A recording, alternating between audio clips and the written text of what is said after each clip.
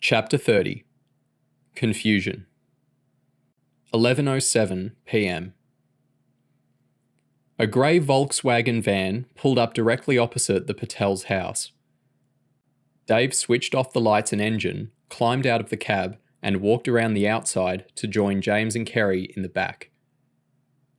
"All okay?" Dave asked. James had never felt so confused in his life, but Dave was asking about the mission, not his relationship with Kerry. "Yeah," James said, "except it's boiling in here." Surveillance vans aren't air-conditioned because the noise it would make is a giveaway. The rear compartment contained 3 office chairs which were bolted to the floor in front of a bank of monitors and VCRs. These were linked to hidden cameras and microphones built into the exterior and roof.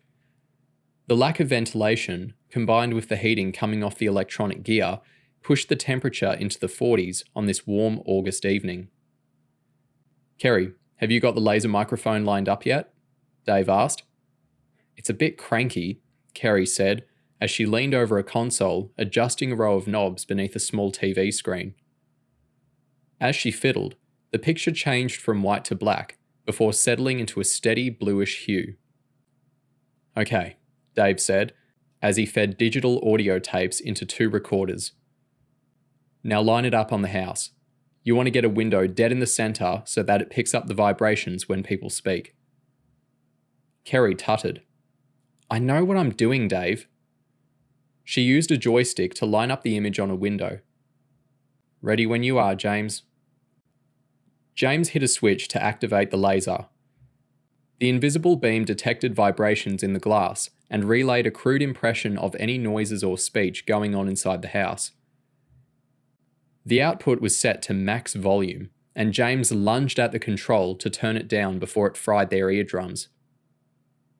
"The Israeli government says that it's trying to calm tension in the region following..." "TV news," James said. Dave nodded. "Kerry, line that microphone up on some of the other windows, then save the positions in memory and keep flicking between them." Dave pulled a 2-way radio out of his pocket. Its signal was digitally encrypted, so nobody could listen in. "Base, this is Dave inside Unit 1. We're in position and we have good sound, but Michael's still up watching TV." "Roger that," Chloe answered. "John is in position at the railway arch. Tell us when you're ready to move in." Wednesday, 12:57 a.m. They'd been sweltering in the van for 2 hours. James had managed to nod off on the floor, while Kerry and Dave took turns monitoring the sounds inside the house. The TV went off at 12:22 a.m. They tracked the sound of Michael Patel walking upstairs, brushing his teeth and flushing the toilet. Patricia woke up as her husband climbed into bed. At 12:30 a.m, Michael told his wife that he loved her and that he checked on their daughter. The microphone began picking up a gentle snoring sound at 12:37 a.m. "They've been asleep for 20 minutes, Kerry said. "That's long enough, isn't it?" Dave nodded as he pulled his radio out of his pocket. "Base, I think the Patels are asleep. We're moving in." "Copy that, Dave," Chloe answered. Dave pinched James's nose to wake him up. He gasped through his mouth before opening his eyes and shooting up from the floor of the van. "Joanna!" James gasped. "Who's Joanna?" Dave said with raised eyebrows, as James yawned and rubbed his hand over his face. "I was having this weird dream. I was in a tent with this girl I met on my first mission, but Clint Eastwood and my nan kept flying over in a hot air balloon and dropping rocks on us." "A dream like that probably means something really profound," Dave grinned. Kerry couldn't resist chipping in. "It means he's an idiot, and we knew that already." "Are they asleep now?" James yawned. Dave nodded. "You're going in." James grabbed the backpack he'd been using as a pillow. He pulled out his radio and fitted the earpiece. "Testing, testing. James testing." Chloe came back in his ear. "Hearing you loud and clear, James." Kerry did a radio test, Then she and James pulled on disposable gloves and baseball caps. Kerry fitted an attachment to the front of her lock gun and tucked it into the front pocket of her shorts. Dave checked all the monitors to make sure nobody was walking along the street outside, then switched out the lights so that James and Kerry weren't seen as they jumped out the back doors. "Good luck out there," Dave whispered. "I'll radio right away if the mic picks up any movement inside the house." Kerry led James across the road and up the Patels' driveway, passing their BMW. She pushed the lock gun into the deadlock and made easy work of undoing it, before swapping to a different shaped pick and attacking the regular lock. James whispered into his mouthpiece as they passed through the doorway. "We're in." After pushing shut the door, they each grabbed cylinders, like mini fire extinguishers, out of their backpacks and pulled rubber gas masks over their faces. Kerry checked James's mask was fitted properly, and James returned the favour. They were halfway up the stairs when Dave called through their earpieces. "Back up. We've got movement in the bedroom." James and Kerry hurried stealthily down the staircase as the light came on in the upstairs hallway. Patricia Patel stepped out of the bedroom. She checked on her sleeping daughter before cutting into the bathroom. Kerry whispered into her mouthpiece. "Do we pull out?" "Negative," Dave answered. "She'll probably go back to bed. Stay in the house unless she starts coming down the stairs." Sure enough, Patricia flushed the toilet and wandered back to bed. James peeled off his gas mask and spoke to Kerry. "We'll have to wait until she's gone back to sleep." 1:16 a.m. 15 minutes dragged by as James and Kerry sat against the wall at the bottom of the staircase, listening to their heartbeats. When Dave gave the all clear, they refitted and rechecked their gas masks before heading up the stairs again. The Patels slept with their bedroom door open, so they could hear if their daughter woke up and started yelling. James and Kerry ripped safety collars from the necks of the gas canisters as they entered and crept around to opposite sides of the double bed. James held up 3 fingers and counted down.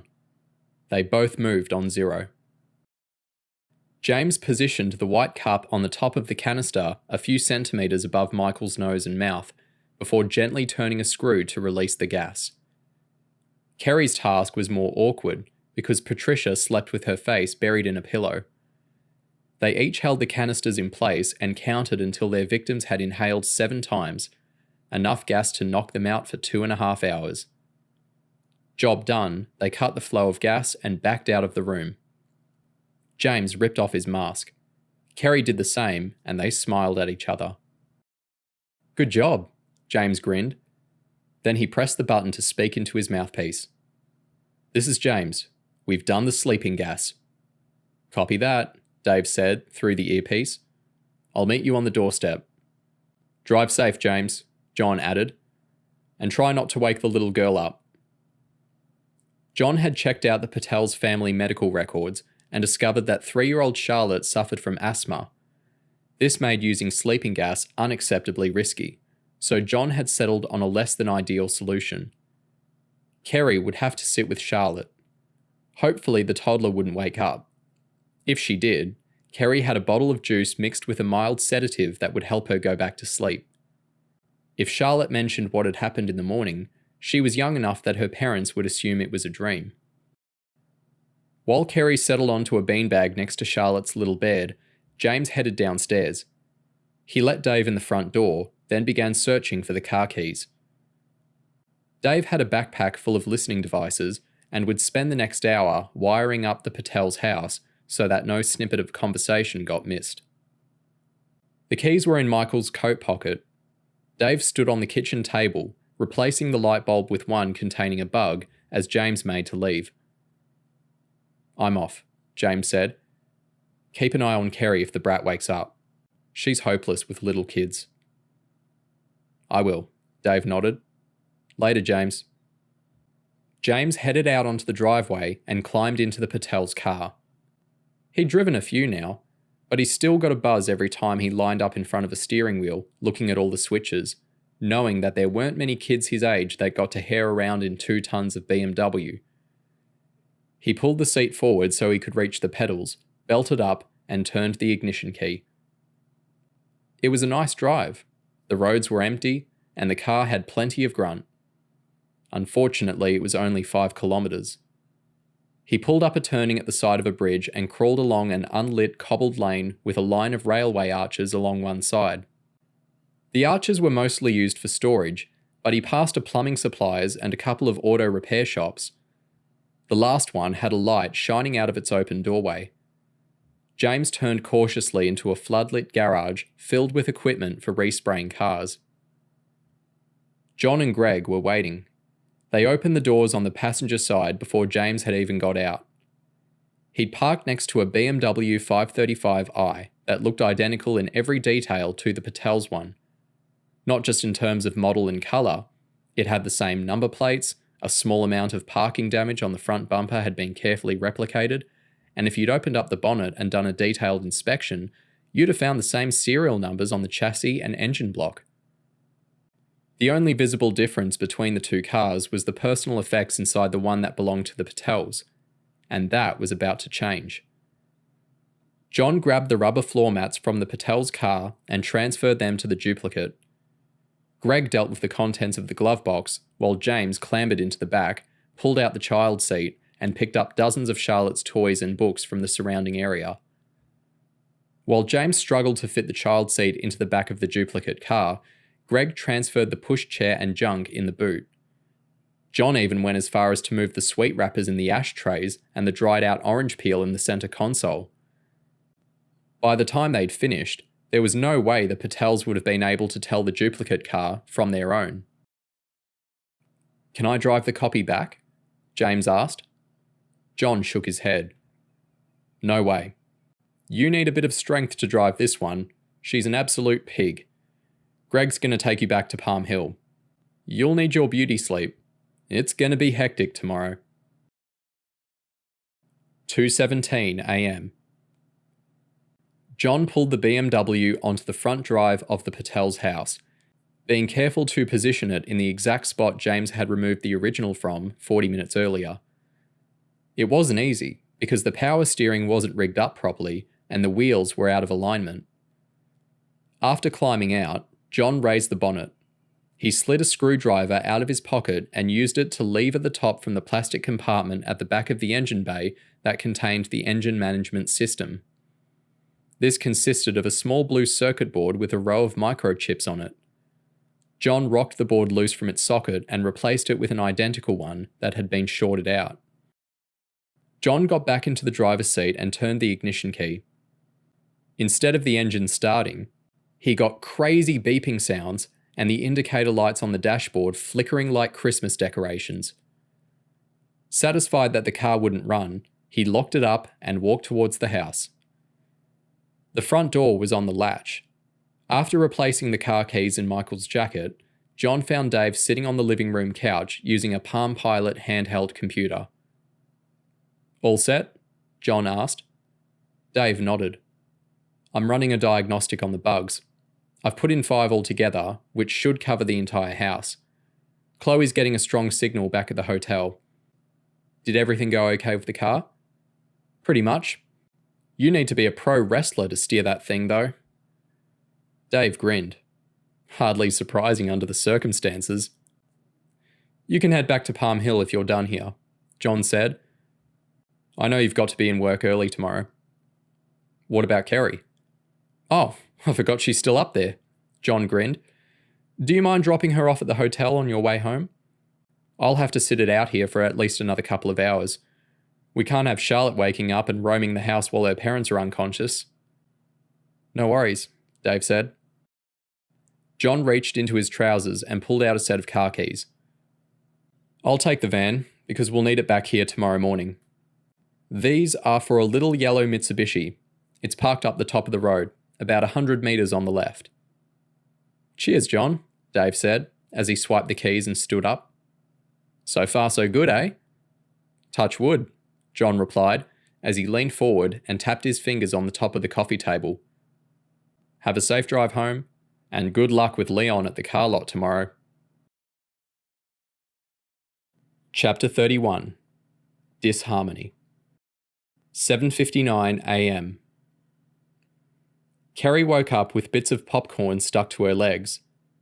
They'd tidied up, but she was still finding it everywhere, including between her bedclothes. She'd had less than 5 hours sleep, but she wanted to know how the mission was progressing. She looked across to the next bed and realised Lauren was already up, then slipped into the grubby jeans and t-shirt she'd worn the night before and scooted across to the bathroom.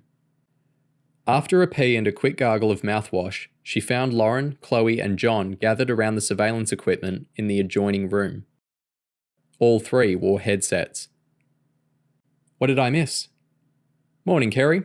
John smiled. "Nothing huge. We're just earwigging on some domestic disharmony." Lauren pulled a headphone out of one ear and held it out for Kerry. "It's hilarious, actually," she explained. "Michael and Patricia are having a row over who takes Charlotte to nursery. Charlotte chucked a fit. She hurled her cereal bowl and called her daddy a bumhead." "Mike has mentioned Millie ringing about the complaint," Chloe added. "He hasn't admitted anything, but it's definitely playing on his mind." Kerry squeezed onto the edge of Lauren's chair and plugged the foam-covered loudspeaker into her ear. The sound from the bug Dave had fitted into the kitchen light was excellent. She could hear all the little details, like Charlotte murmuring to herself and the washing machine going around. 8:25 a.m. Over at Palm Hill, James and Dave sat at their dining table eating bacon sandwiches. James was finishing a long explanation about what had happened with Kerry the night before. Dave didn't exactly look fascinated. "It was wild, Dave," James enthused. "I don't know where I found the guts to do it, but it was the best kiss ever. Like 1,000,000 volts of electricity or something. But now she's back to not talking to me again. Except she is, kind of, when she feels like it. What do you reckon I should do?" Dave leaned back in his chair and scratched beneath the logo on his greasy Tarasov Prestige Motors polo shirt. "Tricky," Dave said. "I mean, she kissed you, which means she obviously still fancies you." James nodded. "That's what I thought." "And there's definitely no other boyfriend in the equation." "Not that I know of." "And she dumped you and threw your boots at your head, then went really nuts when you battered poor little Andy?" James nodded again. "Sounds like more trouble than it's worth to me." "What's wrong with Hannah anyway?" "There's nothing wrong with Hannah, but we'll probably be out of here in a few days, so I'm not letting myself get too fond of her." "Sensible," Dave said. "What I don't get is, why are you so hung up about Kerry? I mean, she's nice, but there's nothing really special about her." James bit the crust of his sandwich and shrugged. "I don't know. I just really like Kerry. Haven't you ever had one girl that you've really, really liked and you can't get her out of your head?" "Nah," Dave grinned. "I can think of a couple of girls who felt that way about me, but that's perfectly understandable." "It could have been a one-off," James said. "You know, like she kissed me on the spur of the moment, but she really doesn't want to go out with me. Or it could be that she wants to get back with me and she's expecting me to make the next move. Do you think I should buy her a present? Or try talking to her or something?" Dave leaned forward and pointed his finger. James got excited, expecting to hear the solution to all his problems. "You see, here's the thing," Dave said, waggling the finger and pausing to build up the suspense. "I really don't give a monkey's ass about your love life." James pounded angrily on the tabletop. "Thanks, mate. I thought with all the girlfriends you'd had, you might help me sort this out." Dave laughed as he crammed the last bit of his bacon sandwich in his mouth. I'm off to work. I've got more important things to worry about than your train wreck relationship with Kerry Chang." 8:27 a.m. Patricia Patel emerged onto the driveway holding Charlotte in her arms. She had no clue that a CIB officer was sitting inside the grey van parked less than 20 metres away, videoing her every move. She put Charlotte down beside the silver BMW and gave the little girl a tweenie's lunchbox to hold while she adjusted the straps on the baby seat inside. They were all out of kilter for some reason. After her daughter was safely strapped in the back, Patricia belted up in the front and turned the ignition key. There was a microphone inside the duplicate car, so everyone back at the hotel could hear what was going on. "Shit!" Patricia yelled as she banged her palm on the steering wheel. "Mummy," Charlotte said, pointing an accusing finger. "You said a Rudy word." Patricia got out of the car and stormed back to the house. "Michael, can you come and look at this car? It's not starting." Michael stepped out, dressed in boxers and carpet slippers. "She used a rude word, Daddy," Charlotte said, as her father got into the driver's seat. "Sometimes grown-ups say naughty words when they're upset, sweetie. I think the car is broken and it made Mummy cross." "Can you fix it?" "I don't know about cars, Charlotte. We'll have to call the mechanic." "What's mechanic?" Michael ignored his daughter's question as he stepped out and confronted his stern-faced wife. "I'll call the auto club," Michael shrugged. "You'll have to wait in for them." "Why me?" Patricia said indignantly. "I can't wait in. I'll have to take Charlotte to nursery on the bus and then I'm getting my hair done." "It's your day off," Michael said. "I've got a neighbourhood watch meeting in the bloody community centre at 11:30. "You said they're just a bunch of pensioners with nothing better to do." "They are," Michael said. "But I'm a community police officer. It's part of my job." "You've got nearly 2 hours. The mechanic should be here before then." Charlotte whined from inside the car. "Mummy, I want to get out." Michael grunted at his wife. "Fine. I'll wait for the mechanic. It's your day off, but you piss off and get your hair done. I guess the world would stop spinning if that didn't happen, whereas we don't need our car at all." "Get me out!" Charlotte screamed, kicking her pink trainers against the seat in front of her. "It wouldn't kill you to get off your lazy backside and do something around here for once," Patricia yelled as she ducked inside the car and unhooked Charlotte's seatbelt. 8:51 a.m. Ray's voice came through to the hotel suite from his position inside the grey van. "Base, that's it.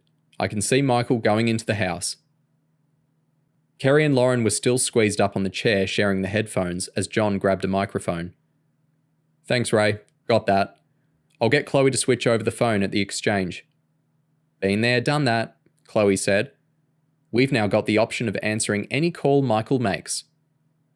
"CHERUB has the technology," Lauren said, deepening her voice to make herself sound like a movie trailer. John looked at Kerry and Lauren. "You'd better keep the chatter down when this call comes through. In fact, scrub that order. Lauren, you're not even dressed.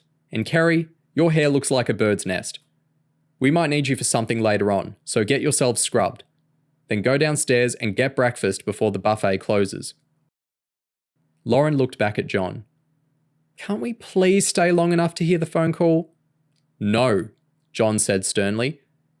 "This isn't Chat FM you're listening to here. This is a mission and we've all got jobs to do. Now scram." The girls skulked out of the room and began rowing over who got first dibs in the shower. "Keep the noise down," John yelled. "And you're not that big. You can shower together and save time." "But," Kerry said reluctantly. "Think of the water you'll save," Chloe laughed. "It'll be good for the environment." A phone that was linked up to one of the computers started ringing almost as soon as the girls had gone. After 3 rings, Chloe let a call centre program on one of the computers answer it with a message she'd recorded a few days earlier. "Hello, my car..." Michael Patel spluttered, before he realised he was speaking to a machine. "Welcome to the Auto Club Home Start Hotline. We're sorry, but all our operators are busy at this time. Your call matters to us, and one of our operators will take it as soon as they become available. For your convenience, please have your membership number ready." "For God's sake," Michael yelled, as light classical music broke out over the line. Why can't anyone just answer a telephone these days? 8:59 a.m. Leon had given Dave a set of keys for the car lot. As he undid the padlock on the gate, Dave looked over his shoulder at the orange Mercedes van parked across the street, knowing that the CIB agent Greg Jackson was watching him from inside. Leon and Pete never made it to the lot much before 9:15, which meant Dave had a few minutes to run some final checks. He unlocked Leon's office and filled the kettle to brew up. Then he pulled the Palm Pilot out of his rucksack and ran a diagnostic on the 5 listening devices he'd set up on the lot over the previous week. He was a little perturbed when he entered the access code for the first bug, only to find that the signal was very weak. He flipped through the other 4 devices and found they were completely dead. Dave felt a shot of panic. This was the most important location in the sting operation, and 1 weak audio signal coming out of the tool shed wasn't going to cut it. He frantically checked out of the window to make sure nobody was approaching the cabin before grabbing the 2-way radio out of his pack. John, Chloe, I'm in big trouble here. John's voice crackled through the speaker. Dave, what's wrong? I'm not picking up a scrap of sound through the Palm Pilot. Can you double check at your end? Will do. It took 30 seconds for John's reply to come through. They're all dead, John called anxiously. I've got a signal on 1, Dave said. If they're all down, it must be a problem with the booster aerial that relays the signal up to the satellite. Where did you hide it? On the cabin roof, Dave said. Is Leon there yet?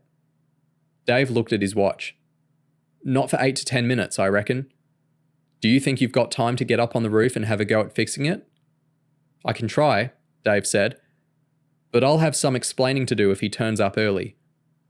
We're dead in the water if we can't get Leon's conversations on tape. You'll have to risk it. Dave anxiously checked his watch and tucked the Palm Pilot and the 2-way radio into his shorts.